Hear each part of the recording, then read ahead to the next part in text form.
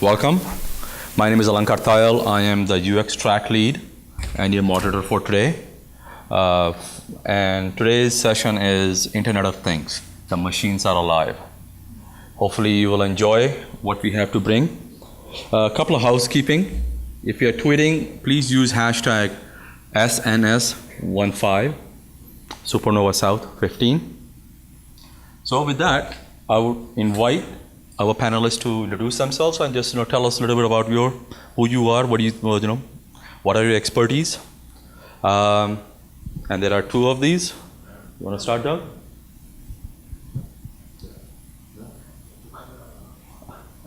The very first one, the usability problem. the one that says mute.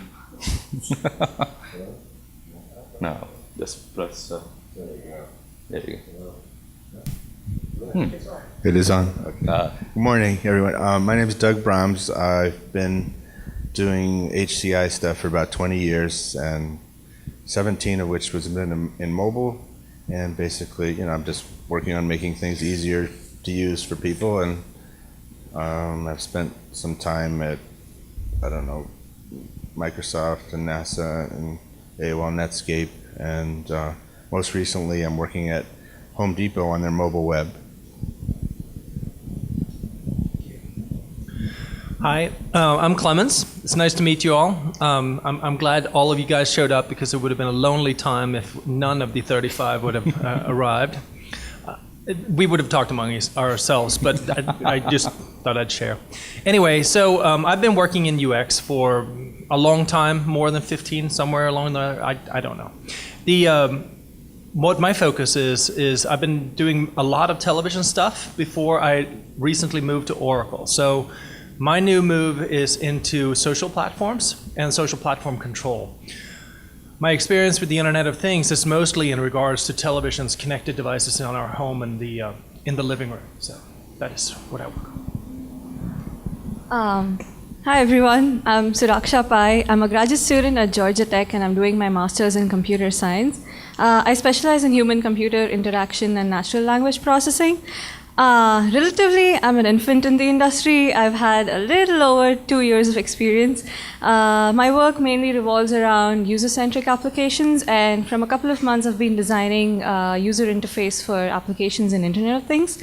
When I'm not working with new and old JavaScript frameworks, or when I'm not teaching Bill's class, I like gaming and I like going to concerts. Thank you. And as I said, my name is Alankar Tayal. I've been in this industry for 18 plus years. What does it mean? I have no idea. If you figure that out, let me know. So let's start with Internet of Things. What is it? This word came on maybe 2-3 years ago. So if each of you can just give me a definition, what your definition is. My definition is the machines are alive. We're going to be taken over. It's terminated at a time, all the time. What do you guys think? So, whoever wants to start, go ahead. So Internet of Things, I think, is one of these things that people like to say, but means very little. It's kind of like strategy, also means very little, unless you actually put a definition to it. In my world, it means connected devices with sensors. And so they have to have some way of understanding what is around them. Most of it tends to be autonomous. That's the other feature that I tend to think about when I think about Internet of Things, is connected, sensor-based, and autonomous. And those are the three things that I'm looking for when discussing the subject. So to me, Internet of Things is making users' lives simple by automating user habits, as simple as that to me. To give this a definition, I think it is a combination of three independent things: the sensors, connectivity, and the people, and getting them to work together in tandem. The people part is the most important piece of the puzzle, and it completes the loop, and that to me is Internet of Things. Okay. When I think of Internet of Things, I think about traditionally inanimate objects coming to life in a way that you mentioned, sensing the environment or providing information, to us from, they're collecting things or they're providing information and they're connected to the internet. Sometimes they're talking to other devices. Sometimes they're talking to us through an application. Typically there's a web service that they're interacting with. And we see these things in wearables and home automation type of products like Nest thermostats, and even our phone, I think of as an Internet of Things. But that's As a sensor, it does stuff on its own. yeah, GPS, accelerometer, it's connected. And I mean, if you blur your thinking a little bit, you could even think of human beings as part of the Internet of Things, because we have eyes and ears, and we're basically sensors in the environment, and we're connected to the internet through our interfaces and providing information to other systems and people. So. Well, I would like to say that I believe that I'm connected to my phone on a very physiological way. It doesn't really leave my side, and I'm fairly sure all of you guys are the same way. It's hard to find an individual today that is not. And to build on that, just an interesting factoid, that we as human beings, when we process information, there's a lot of data that comes at us, and we automate everything. Like if you're going down, there was a study done that most of the people on the road do not see bikers or motorcyclists, because they get the information, but they then ignore that information because it does not fit their set. So to build on that, Clement, I know you made a very interesting comment at one time, where you and I talked about it. User experience versus user interface. What data to ignore and what data to act on. That was in your mind one of the key component of IoT. Would you like to expand on that for a second, and then obviously then everyone else? Well, I mean, you talked before about this idea of automation. So you talked before about this idea of automation, and we all have a lot of things going on. This is what makes humans so effective at sorting data, doing tasks, figuring out what the next thing is, prioritizing in lists. One of the things that tends to happen, and we see it happening today, is that everybody tries to get to the top of the priority stack.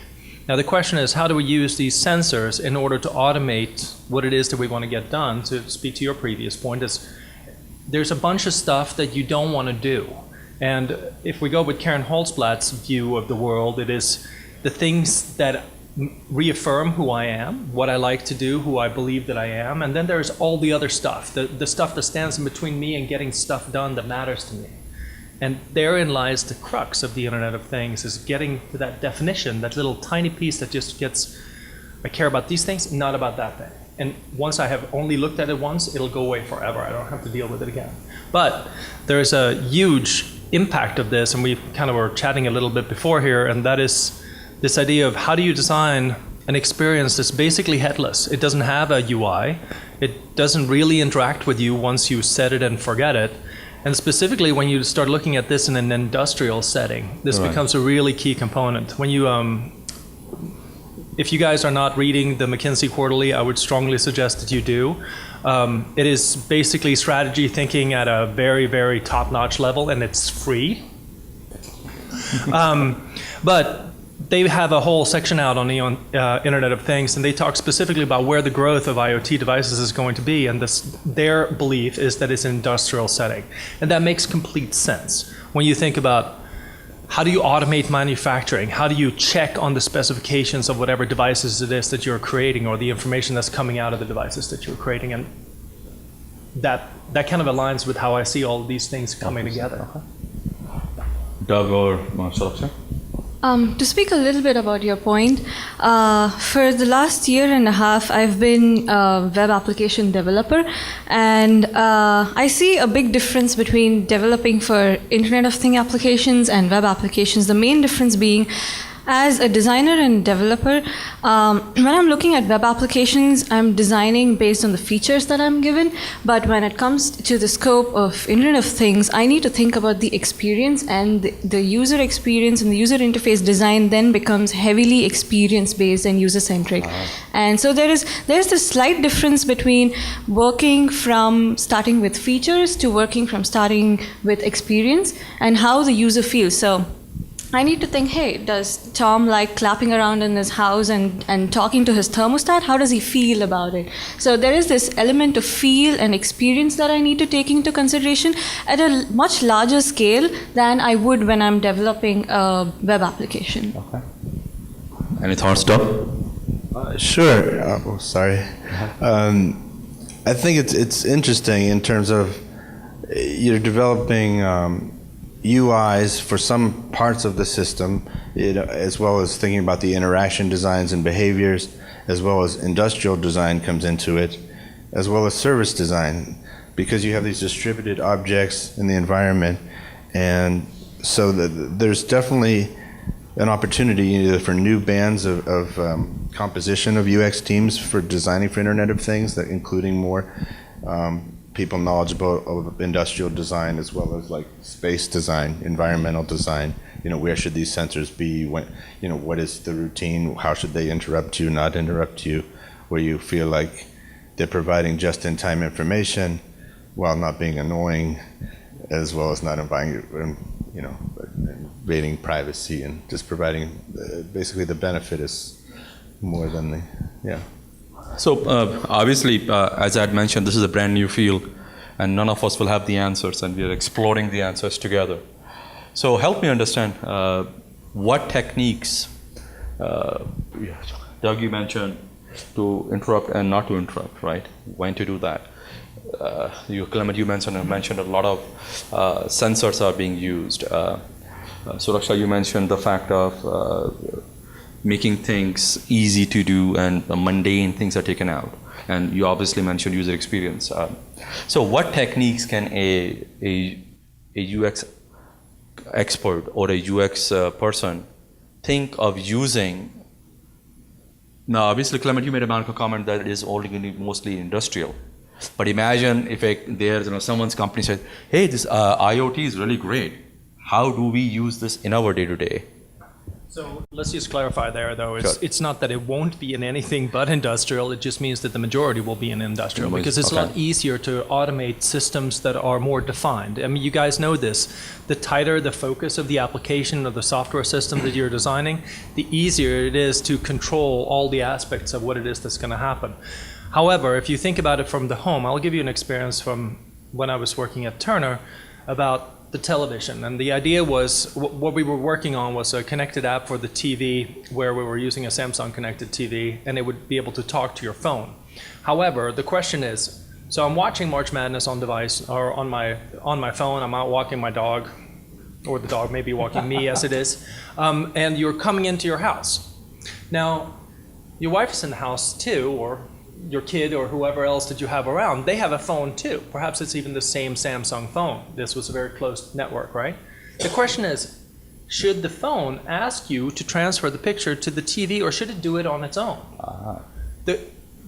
All of these logic loops are basically exception handling. If you think about it like old style systems, all of these ideas are exception handling, as in, what do I do if this happens, if that happens, if all these conditions are met, do I notify the user? Because really what you want to do is do not notify the user. Don't tell them anything, just execute, right? But only if you can do the right thing. So therein lies, that's the UX job. And you talked before about service design, and I think this is a key element of this practice, is figuring out, how does all of this stuff actually happen? How does it flow through? Even if you start with the sales cycle, and how that actually comes into the view of you being sold this entire experience of how I connect with my phone and my TV and all these things working together. If it doesn't actually match that experience, or if you get interrupted all the time, are you going to have a positive experience? To your point, probably no. To Yes. that point, on the phone there are settings, and let's say I'm single and there isn't anybody in the house. I always want this to transfer to my TV, so I turn the questioning off, or the loop that you were talking about, so it is automatic. Right. So, in the user experience kind of thing, setting those as A, B, or off and on, and so forth, seems logical to me. It's certainly possible. The issue is that users don't configure particularly well. They are not necessarily very strong at organizing their own lives. That's true. I've often, and I'm going to go out here and we're going to talk about a subject that is not necessarily clean, so I apologize. So here it comes, right? We used to have histories inside of the HBO app that said, I've been watching, I don't know, Game of Thrones, and I've been watching whatever else, whatever's on the TV. However, one of the problems with this is that there's also adult programming on HBO. Maybe dad does not want the kid or the wife or his grandmother what he's been watching that night. All of these things they're floating parallels of privacy, settings, exposure, what you want to share with whom, when, where, and it's cultural, it's family, it's time dependent, it's generational. There's a lot of different fluxing features in there. So at some point in time, you have to make a call and either cut it or put it in, right? Or in your, as you were so aptly describing, make them make the setting. Because if you make it optional, we know what happens. So what it sounds like is personalization becomes very critical, but not personalization, if you guys recall, in the early 2000s of Yahoo or even Google, where you had to go and say, I want to do this, this, this, but a system that learns from your habits, system that basically somehow knows, has all the sensors to the point that you were making earlier. It has GPS, it has time, it has all those components that are there. That basically then says, when this individual is walking inside the house, watching March Madness, and it is in the afternoon, and it's on Saturday at this time, he seems to always want to have it automated, automatically, this thing, the program go to the TV. But when it is in the evening, it is not the case. It could be that. So how do we design that? I mean, that's what I'm struggling with. So it's like, how do we design something like that? I know you're itching to talk about that. I like your idea of. It reminded me of how the Nest thermostat, when I first got it. It basically, you spend the first week manually changing the settings, like, and then it learns, like, he likes it cool at night to sleep, or it also can detect if nobody's home, and so, the idea of, you mentioned, like, users aren't very good at, like, doing all the personalizations and settings and don't want to go in there and manually do that. I think that's a key element of the success of Internet of Things, is that these things actually are able to learn in an intelligent way, so there's not the onus on the user to go through and think about settings for every one of the connected devices in the system. Like, I want this one to sense, what in the daytime, this one I don't want, like, in terms of controlling what the information is going into the system, and then when to provide that just-in-time information based upon your habits. Like, it knows I'm about to leave for work, so it provides the traffic, just based on my patterns. I didn't have to go in and tell it, this is when I leave for work. Those kinds of things I think are helpful in terms of alleviating some of the burden off the user to go in and configure these things.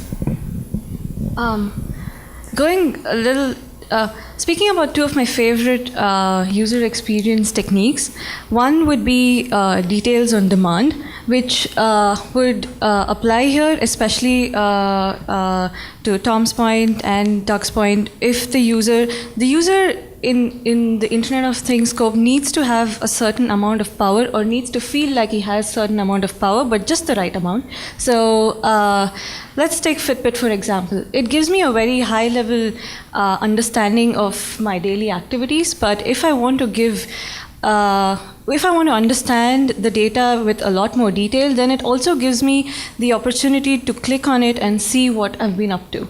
And to speak about Doug's point about when to interrupt and when not to interrupt, I've been using this smart alarm application for a while now, and they did a research, it's called Sleep Cycle, and they did a research saying, and the research results were, please do not tell your user just as soon as he wakes up how much he slept. That is just annoying, he's cranky, and it is the wrong time to just notify a user how well or how not well he slept. Right. So what Sleep Cycle does, this really intelligent thing it does, is it sees your activity with your phone. Have you been going on other social networks? Have you been up and about walking with the phone? What amount of activity is the right amount for the application to ping you? So that kind of smartness needs to come into all applications and all devices, that are connected with each other using sensors.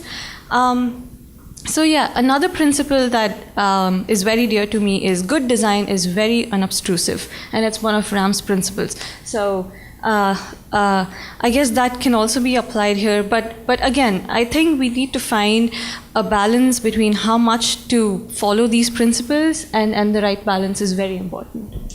Just as a comment on that, first I want to say I noticed that the user is a he here who's cranky in the morning. That's probably me. However, And the Doug I see.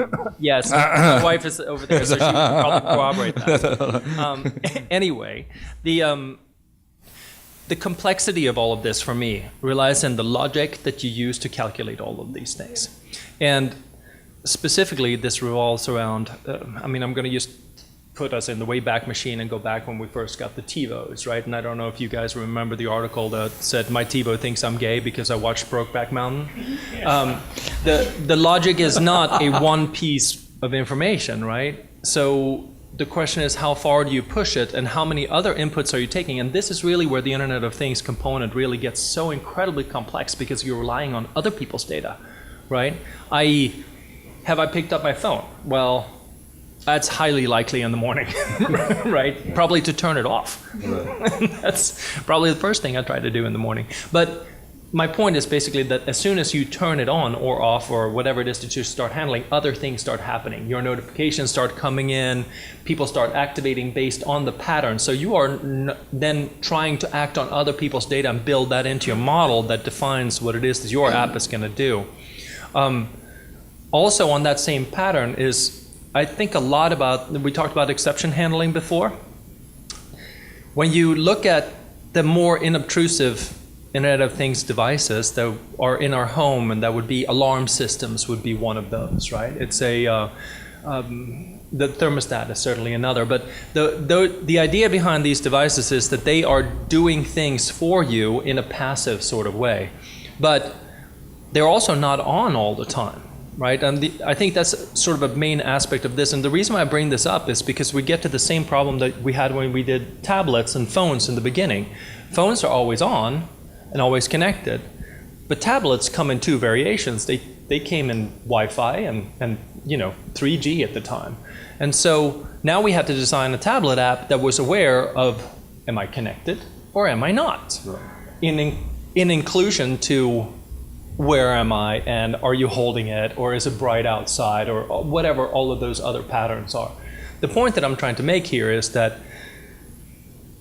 as things progress and as new devices get to the market, you then have to continuously implement on these models in order to integrate the new data points as you're getting them. And that's why this is not a one and done project, right? It's an iterative approach where you have to cycle through the decisions over and over and over again, which I am fairly confident is going to drive a whole bunch of executives kind of crazy, but that's how it is.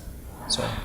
And the fact that data is asynchronous across the system and across the network, and like you said, if I'm outside, my phone is updated, but my sensor probably isn't switched on right now because I'm not home. So the main question here is how to intuitively tell or not to tell the user that all of this is happening in the background. I mean, the main question is, how do we tell them? Yeah, I think you hit on something really big in terms of designing for Internet of Things. That exception handling is more pronounced, where there's so many, you have these distributed services, and so there's more things that can go down, and the expectation from the user may be that these things are all in sync and always talking, and we don't expect to turn on an internet-connected light and have to wait 30 seconds for the light to come on. So there's going to be an adaptation period where it's either going to be tolerated or it's not going to be tolerated when the real world has delays like we're used to on the internet. If it has to I mean, the And light possibly example. worse, right? Like possibly Yeah. worse. I think I looked at the Nest, and I think it was like a 45-second cycle where it goes, is there anything for me? I'm going to go sleep for 45 seconds. Anything for me? And if you sit there and you hit the button, nothing is happening, then, are you going to be satisfied? So, I think, Doug, you're the one who made a comment that it is that human beings are Internet of Things, right? IoT. What if we redefine this IoT to HOT, Human of Things? And the reason I ask that is, when you start focusing so much on technology, then you miss all the point that you guys are making, the exception handling, personalization, when to interrupt, when not to interrupt. And I wonder if digital buyer journey or a buyer journey, or it's not even a human journey, of how becomes a very critical technique in which you are constantly learning from a UX perspective. What exactly, how are these human beings behaving, and when are they using those things? And Clement, to your point, it becomes a continuous project and not just one-time deal only where, hey, I did one buyer's journey, or excuse me, I keep saying buyer's journey, but a user's journey, and then I'm done. Has any one of you ever used a user journey, and has it been beneficial from your perspective? I know, Clement, you made a comment that when you worked for Turner, that you guys did a lot of research on how human beings interact. Can you just speak to that? Well, yeah, I mean, sure. So the most service design user journeys that we did were mostly related to the March Madness project. Now, for those of you who are not aware, March Madness on Demand is just a way for you to get basketball and associated data on your device, as well as on your TV. Now, fan journeys, there's all kinds of like extra stuff, but let's not go into that too much. The key event in this journey was, when does the point of purchase happen, right? And in the case of entertainment, it's all about figuring out how much can I give you in order to suck you in, but at the same time have you not get annoyed when I'm asking you to either log in or purchase. And so much research was going into how much time is an appropriate allotment as far as a user is concerned, and how do they actually view this. The difficulty, of course, of this project is that it only happens once a year. So observing users in the wild is a questionable thing to have happen because then it's too late. But you have to make some proxies, and that's really what it comes down to. So you have to figure out what those proxies are and how you can sort of test those environments. We used other login features for, in this case, TV Everywhere, which is the framework that the television industry has for login and access to content. But I think it was a really critical component because it's established, we just made it basically on a user satisfaction scale, and we put out some surveys and put together some data for it. But what it came down to is this understanding of our product team of the user's happiness level changes at the moment when you're basically interrupting them to say, okay, well, it's time to stop watching basketball now, and you're going to have to log in. And then the next question is, well, what's my login? And most people have no idea what their login is, and or their spouse takes care of the billing, and so they have to go ask them. And I mean, there's a whole bunch of different cycles here, but the point's still the same. Is there a way to use, to your point earlier, is there a way to figure out where in the program am I, and are we now in a commercial break? Could I interrupt them then, as opposed to, say, in the middle of the end of a period or whatever? That is a more humanistic approach of kind of approaching the same issue. So, Laksha, I think gamification was one of the thoughts you had initially when we talked. Can you talk a little bit more about that? Yeah, but to his point, and on the same in the same context of user journey, again, I worked on it in the context of e-commerce, and Google released their mobile-first principle about a couple of years ago. So the e-commerce industry was mainly web-based. And then suddenly everybody started moving to the mobile industry. And then the question was, how do we encourage the users to download our mobile app in contrast to them coming to our web app? How do we make it mobile first? Now, to force them, and I use the word force them to download the mobile app, there will be a point somewhere in the web application where we're telling them, hey, please download our mobile application. Now, what point do we tell them? Because in an e-commerce environment, you cannot do that when a user is at the checkout state, because then it's really frustrating. And you also cannot do that when the user has just come into the website, the web application, because we don't know what the user has come into. Has he come into the web application to browse, or does he know what exactly he wants to buy? So what exactly is the right time to ask him to do that? And after months of research, we came to a conclusion, and it isn't a concrete one, and it still isn't a concrete one, that maybe after a couple of clicks, if we know that he's browsing, maybe then we can slowly show a pop-up saying, hey, there is a mobile application and there are offers that we're giving you in case you download the mobile application. So that offers part is where what I meant by gamification, that there needs to be incentive for the user to interact with the sensor. Okay, coming back to the Internet of Things scope, there needs to be some sort of incentive for the user, and I think that incentive is the data that the user has generated and the data that user has given the sensor back to the user in some sensible format.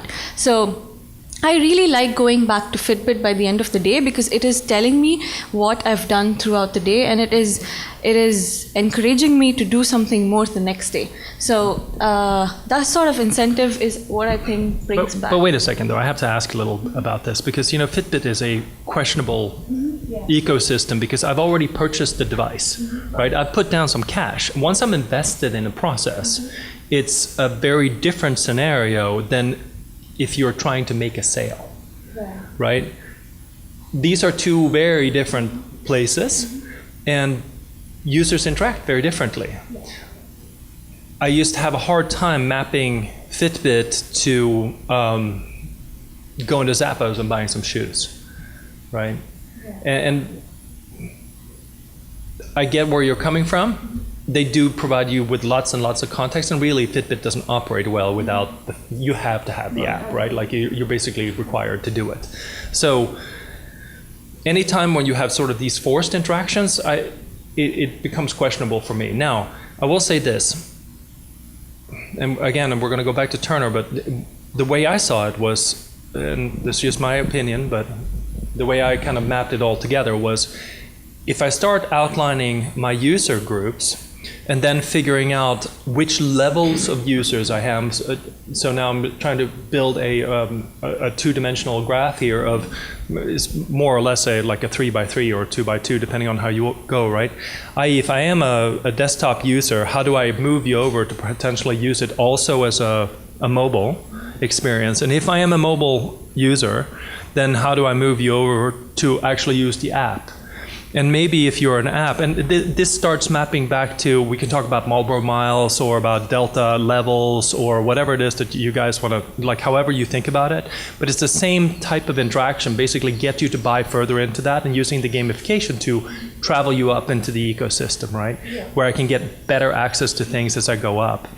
But that being the second part of that conversation, though, is you also got to map it to, how does the business see their customers, right? So now you're making that's the two-dimensional part of the journey, is I don't only have one customer group, I have multiple customer groups, and how do I map to them? I.e., if you're selling cars, is it small car dealers, medium-sized car dealers, and like the mega dealers? How does all of that play together, and how do you map that ecosystem together to visualize it? Because that's the first job of the UXer, is really kind of like go, what's the problem? Right? How does it all fit together? So we're basically at the very start of the Internet of Things journey, because that's how the web application or even building for mobile application started, because there were so many different users with so many different screen sizes and different interactions. So right now we just have plethora of users and user interactions, and more importantly, this preconceived notion of user habits that come into the picture. So I guess right now we're at that state where we need to probably categorize the users, and most of my examples are probably. Can you speak a little bit more, you were leading down a real interesting path, right? So you mentioned. I also don't want to hog the conversation. So. But you mentioned about a real challenge of how do you map a user from, like, say, desktop platform to mobile, which intersects with your next point, which is you having multiple customer segments, right? So that kind of, I'm in marketing, so that leads me to, you got the baby boomers. Yeah. And trying to get them over. So can you speak a little bit about how that mapping looks or what that process looks like? Well, so it's not a one process fits all, right? It's going to have to depend on who the company is and what it is that you're selling too. It's a very different thing if you're selling tools and hardware as opposed to I'm selling electronic widgets or I'm selling electronic content. I mean, the only common denominator is really the transaction at that point, I think. But the most important thing for me is to know that you have to work in concert together with the marketing folks and together with the product folks in establishing what that journey is so that you know who the customers are that you're going to target, and then map out the journey first for the user, but really at the end of the day, you also have to map it backwards again for the business, right? It's a two-way street where value has to be extracted on both sides in order to fulfill the proposition, which is, we're going to do this for you, and you're going to pay us money, and everybody's going to walk away happy. If that does not occur, then we get to catastrophic fail, and either if the business is losing money, they're going to shut the project down, or if the customer is angry, their customer base is going to go away. Either way, the business fails, right? My point in bringing all of that up is the difficulty is getting consensus on what the approaches needs to be and how you measure the output. Really, for me, the most problematic part is establishing the KPIs for what it is that you're going to do. And then to start trickling those KPIs down into those different customer segments while at the same time understanding how the conversation goes back and forth and how you can adjust, right? Like, I'm sure many of you have been involved in developing, say, an iPhone app or something along those lines, right? The problem with the iPhone app is you spend a ton of money up front and then you deploy. So once you deploy that thing, editing is painful, right? So you have to know what you're going to get. If you don't know, and if you don't have quantitative value to put to it, you're in a failed situation. I I apologize up front for not giving you a concrete answer, but I hope that it addresses the issue. Two comments that I heard throughout my career. First comment was, Alankar, we are not a non-profit, we are here to make money, business side. Second comment, the day you can figure out how you to make human beings do what we want them to do and not what they want to do, let us know, and then we will invest with you. The point I'm trying to make with those two is that that's the conundrum that Clement is talking about, right? How do you bring those two together is a challenge. And I think the answer to that is, rather than trying to convert them the way you want to convert them the way they want to be converted. But that requires a long view. What that means is, where I am patient with you and allowing you to do what you want to do and building value in your mind as your journey continues with me, and eventually when the time is right, I have zero idea, but when the time is right, allowing you to convert and letting you think that you made the decision to convert rather than me forcing you down the path. Now, that is a journey. You literally will have to figure that one out, slowly but surely. There is no pat answer. You have to try. Yes, ma'am. Can you, as a panel, talk a little bit about how you have determined the metrics? Because each of you have clearly done projects in this space. How did you address metrics with the business in order to measure your amount of success?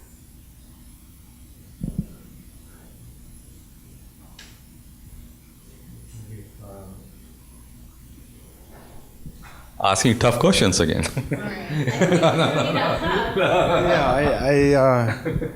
I mean, sometimes we don't have the opportunity to get the metrics that we want built in, to learn I mean, in an ideal world, we set up our projects and say, we're going to be doing user testing here and here and here, and I want built-in feedback once it goes in the field so I can learn and improve it with the next release. And so some of that, I guess it's important to ask the right questions in terms of what information are we going to want to collect, so they build in the proper metrics to get us answers to, how is this being used, when is this being used, so we can better optimize those things we were talking about, like when to interrupt, when to not interrupt. And also, I feel like like these screens keep getting bigger and bigger and stuff. And with Internet of Things, some things have no screen at all. So we're almost, there's some thinking that's going back in time to the days when we had a single line LED, or more subtle ways to convey information, like, oh, I know my web camera's on because it has a little green light on it, or ways that are less intrusive, but you're still conveying information.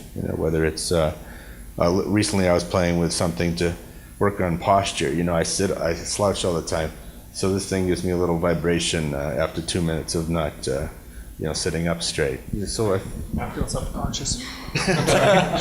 But I don't know.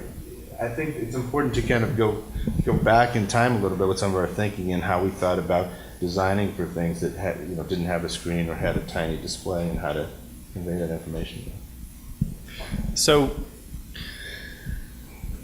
I can talk a little bit about the redesign for the NCAA, which is a web application. This is not a phone, tablet thing. The main thing for them was the availability of staff, right? So when you look at the NCAA contract, and I'm just going to give you a little business background so you can kind of get the context of why I'm answering it this way. When you look at the NCAA contract with Turner, it comes with two pieces. You have to run the NCAA.com website, which is the news distribution about college sports. It also contains basically listings for all the college athletics for every single college in the United States that is a member of the NCAA, for women's and men's sports, Division 1, 2, and 3. There's a lot of information here. It's a ton of data. And this whole thing is driven by 4 editors, basically. And what this means is that the issue when we got there was the fact that they were not able to push out enough content, right? It was slow. They didn't feel up to date. People felt like it was dated. There was a lot of perception issues. So in order to measure success for this, the first thing that I did was we measured the velocity of getting an article into the system as it stood, right? We basically did some baseline. And then we talked about, okay, well, so how many articles do you want to get out? And then lastly is, how do I cycle the interface to depend on what season am I in? So if I'm in baseball season, it's not going to be the same as if I'm in fall and football, right? Or in winter and hockey. You kind of get where I'm going with this. So as to basically do some automatic refreshing, some peer publishing, where you're basically just pushing out some content distributed from the web. So you're basically being able to tag articles from others and post them up there, as well as in the news article. So if they publish an article that said, Purdue football is doing blah, blah, blah, blah, blah, whatever it is, it will also bring up some information about college athletics at Purdue. Mm-hmm. So there's some automation built in, and all of this talk now about like how often do I refresh the page and how many click-throughs do I get by doing so. Right? This is all about making it feel fresh. That's one of them. The second part was also about the cost to maintain, right? Because the code was pretty old. One of the things that was happening is that these developers that were working there were spending a good deal of time maintaining the site as opposed to building new things. So I talked to them about what it would take to make their system a much more widgetized. Like how do I make insular moments? Now it feels odd saying this because I remember the time when we had Java Beans back in the Wayback Machine again, and it was basically the same idea, right? Like how do I make small pieces of code that can be transported around and used in many different places? And the same thing applied to these guys, right? So they wanted to make a more modular approach for how they could make pieces in kind of a portal fashion that let them distribute the development effort and build on what they already had, as opposed to maintaining all the stuff that they had. Getting rid of some technical debt, and what does that cost? And so then we put in line items for how much did it cost today, and how much do we want it to cost in the future, and is there a delta 1 year down, potentially 2 years down, and seeing what the trajectory is, right? And that is how it was tied back to the money aspect. Lastly was, how do I provide more advertising opportunities during higher peak season? So we looked at some of the statistics on how people travel through the site and at what times that happened. And for that, it was a question of, okay, when are these championships happening? Which ones are the tier 1 sports? How do I feature more of the tier 1 sports, right? So I'm very sorry, swimming, but you're not going to get to the front page. It's just not going to happen. But the point is, you display more basketball, baseball, football content, you're going to get more traffic. Hence, people are going to click through more, which means you're going to get more advertising revenue, which means you should probably increase the rate of advertising on that page. I mean, these are not rocket science decisions, but those were the kind of metrics that we used for them. My projects have purely been academic, but and when I was in the industry, Internet of Things wasn't that big a deal. But if I were to go back to the industry and I had the user base and I had the opportunity to understand the success metrics, I would probably first, like Klemens said, I would have a baseline, and then probably release A/B testing and see how different features pit against each other. And again, because of A/B testing, I kind of get a lot of quantitative data which I can understand. But again, I would also include the qualitative aspect of it and probably go back to the users. Well, not all of them, but probably have user surveys or user interviews and ask what is working and what is not, and then come back to my code or come back to my application and tweak it a little bit. So probably look at it from both perspectives, the quantitative and the qualitative, and then, yeah, probably measure success. I want to mention one thing about this too, though. We all like to do qualitative testing, right? We all know the value of it. Everybody in this room, I'm sure, have done it and really enjoy the fact of being in front of their users. My experience, and you guys can try this yourself, is that it is almost impossible to get people to buy in and understand qualitative before you give them positive feedback loop quant, right? So design a test that has quantitative output that you can tie an outcome to first. Because once they start, it's like getting them on the drug, right? It's like the first one's free, and now you got to pay. So, as much as I hate to make that, well, actually, I don't hate to make that analogy, but I think it's an effective method that works for most people. Is this idea of how do I transmit value to my customer, and then get them to buy other things that they may not otherwise have been willing to participate in. So, go ahead. Yeah, so we've talked a lot about phones. So what about the second most personal thing that most of us have, which is the car, and all the connectivity with the car? And there are a lot of apps. There's millions of lines of code and data being generated, but the user experience sucks. Where do you think that's going to go, and what do you think are the steps, the next steps we're going to see in improvement in the user experience with the connected car? So I did not come up with any of this. I just happened to listen to Bill Buxton, who is freaking awesome and amazing. But he made a comment that I think is probably most interesting about this when it comes to the Internet of Things component. That is, it is a closed system loop, right? So it's just like we talked before about the industrial space and about how the machinery hall and the factory is one closed loop with sort of a defined parameter. The car is the same way, right? It's like you are in the car, you're locked in, you can't go anywhere, right? So this makes for a really interesting place to make some experiments. And I think there's lots to be learned there. I don't think that we are even close yet to getting to a good experience, but there are some things that are happening that are clearly better, right? And sensors around the car adapting to you, i.e., when I approach the car, it opens. Why can't it know if I'm having some grocery bags in my hand too? That would be nice, right? Open up the trunk when I'm coming. If I don't make me do the work. And we come back to this idea of like anticipate, like know what it is my intent is before it actually. Well, you're parked at a grocery store, right? You got a GPS. It's not rocket science. Exactly. I mean, but again, it's this idea of how do I map together multiple data points? So I made this argument that you just said about the GPS. Why doesn't it know where I am? And then the next question that got back to me was, well, many places have parking garages where GPS just doesn't work anymore. So now what? Right? So you have to make a lot of assumptions, and this is where the error handling component of this comes in. So how many data points do you need to make an effective argument? What if it's dark enough in the parking garage that it can't make out what it is that you're actually doing? Do you need an infrared camera in order to be handling all of these above issues? What time of night is it? I mean, you know, the list. Or the privacy issue. Yeah. What if I don't want someone to know where my car is, right? So guys, we got 5 minutes, but we can go 5 more because since we started late. I want to end with a section called "How Dumb is Alankar?" So, how dumb is Alankar? So, Probably not there. not. So, it's one is he's okay. 2-5, man, he's really dumb. So I'm going to combine the thoughts that we have had here and just I'll give you a scenario. Tell me what are those issues with my scenario that I've laid out, and with all the topics that we talked about, and then give me basically how dumb is Alankar rating.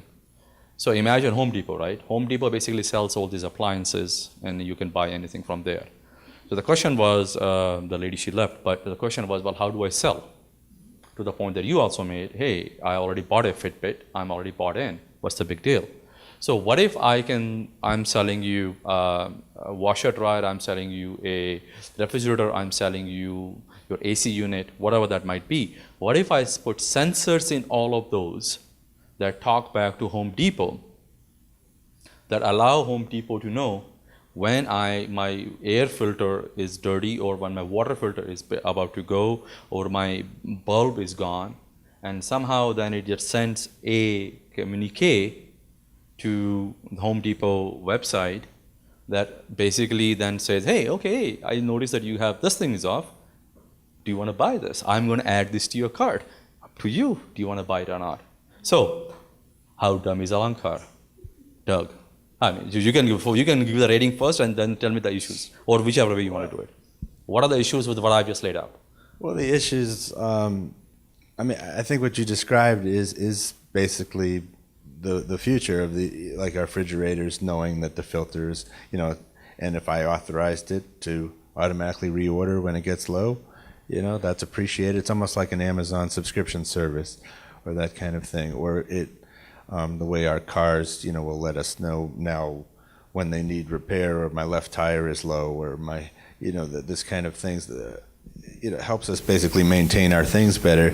But there's also that issue of privacy. Privacy in terms of like, do I start getting spammed a lot because now these companies know the appliances that are all in my home, and so I start getting a lot of spam, as well as the sense of control. Are these things easily configured so that they don't order the things automatically, or I have some threshold of where I thought you might go in terms of like e-commerce and like Home Depot and this and that, is also the idea of this distributed nature of the devices and picking up things where I left off, like the save for later, and it's a big, I start doing some research on my phone, and then I go home and I've saved this for later, and then I can complete the purchase somewhere else, that kind of distributed mechanism. Or now with my phone I can find the aisle and bay where if the item is when I walk into the store because of the beacons around. I'm thinking about those kind of Internet of Things type approaches around the user's journey. You mentioned the user's journey. When is it interrupted? How can I pick it up again? What are the right features to have on the right device? And that becomes something, I don't know how many people, you work on projects that are responsive or adaptive, and you're in a battle of, no, we don't want all these features that were on the desktop on this device. I think that becomes even more important when we start thinking about Internet of Things. It's almost like exponential in terms of really thinking about the context of use and what features make sense. And not just that they have that capability at that moment, but when to surface themselves, And some of that may be in the cloud too, your cloud service. Yep, that's true. Yeah. And the rating, 1 to 5, how dumb is Alankar on this one? So, Okay, so I'm going to put on my business school hat here, and that is, this is a question of core competency, right? It's really a question of which company are you in and what do you guys do? I'll give you a very recent example. My refrigerator broke down and sent me an error code on the front panel. This is a good step. It's not connected to the internet. The problem here is that the error told me what part was wrong, but not what was wrong with it. Right? It turned out that there were two things that could go wrong with this particular fan. It could either be broken or it could be iced over.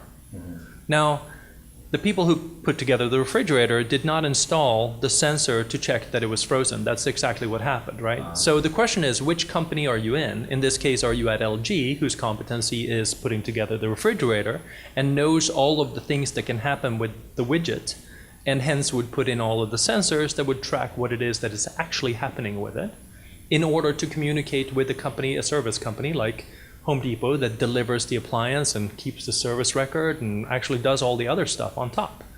Now, these two are not the same thing, and most companies are just not that good at collaborating. Right? So for me, this is where the system breaks down. You see this same breakdown in systems when we have the Apple versus Google conversation, right? Apple is all about protecting the ecosystem and knowing what it is that's happening, and it only works really with their stuff because that's how it works. Oracle's actually exactly the same way, right? They suggest that their stuff works better because they sell you an integrated solution. Anytime you start thinking about breaking it up, the first thing that you're going to need is a standard, and we don't have a standard today. So